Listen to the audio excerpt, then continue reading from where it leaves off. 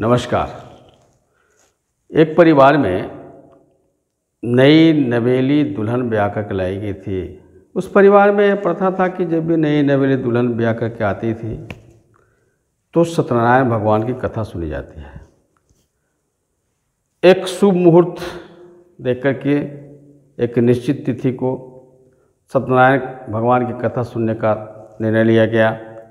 अपने आसपास के पड़ोसियों का आमंत्रित किया जाता है, अपने रिश्तेदारों का आमंत्रित किया जाता है। खचाखच भीड़ जुटी हुई है। सत्यनारायण भगवान को भोग लगाने के लिए एकदम शुद्ध घी का मौन भोग बनाया जाता है। और जिस घर में दुल्हन घूंघट डाले हुए बैठी थी उसी घर में उस मोहन भोग को रख दिया जाता है। दुर्भाग्य से एक बिल्ली मोहन भोग को खाने लगती है। ठीक उसी समय उस नई नवेली दुल्हन की सास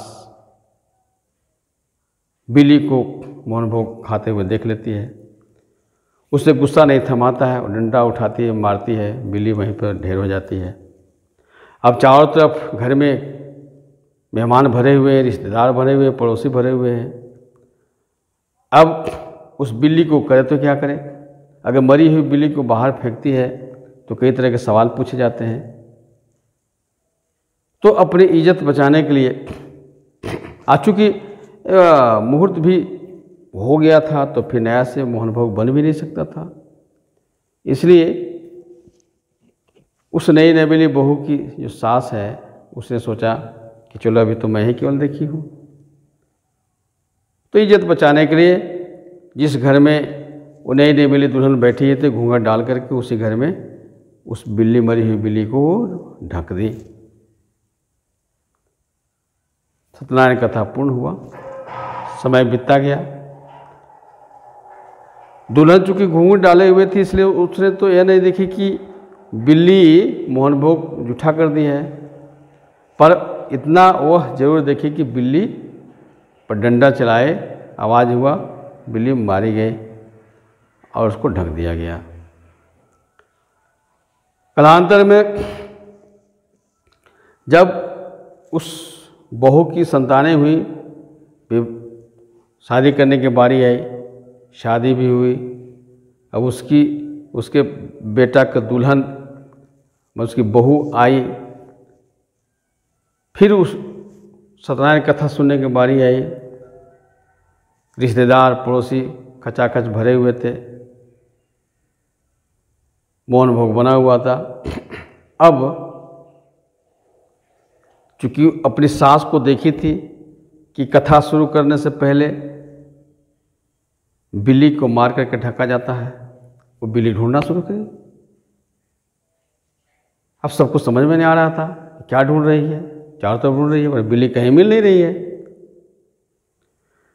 तो वो सास जिस समय एक काम की थी वो बूढ़ी हो गई थी। वो परेशान हो गई। वो पूछी कि बहू तुम क्या ढूंढ रही है? बहू ने कहा कि सासू माँ मैं तो वही ढूंढ रही हूँ जो आपने मेरे समय में किया था, मगर कहीं मिल ही नहीं रही है। तब बरसों बीत जाने के बाद उस बूढ़ी सासू माँ को जो विस्मरण हो गया था उसको याद आया। तब वो बूढ़ी सासू माँ हकीकत अपनी बहू को बताती है। और जब हकीकत पता चलता है तब वह बिल्ली को ढूंढना बंद करती है और कथा सुनने के लिए बैठती है। सब्सक्राइब अवश्य कर लें ताकि मैं जो भी शिक्षाप्रद सामाजिक सुविचार के तहत वीडियो बनाऊं सबसे पहले आपके तक पहुंचे। तो कहने का मतलब यह है कि इसी तरह की जो घटनाएं हैं, इसी तरह की जो प्रथाएं हैं, इसी की तरह की जो परंपरा है, इसी को अंधविश्वास कहा जाता है। क्योंकि इसके आगे पीछे कोई सटीक लॉजिक नहीं रहता है, सटीक तर्क नहीं रहता है। जरा सोचिए, अगर उसकी बूढ़ी सासू माँ उसके बहू लाने से पहले अगर गुजर गई होती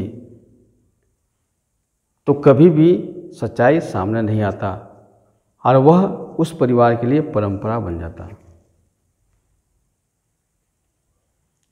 तो दोस्तों, मेरा कहने का मतलब यह है कि वैसी प्रथाएं, वैसी परंपराएं जो समाज में या परिवार में चली आ रही हैं,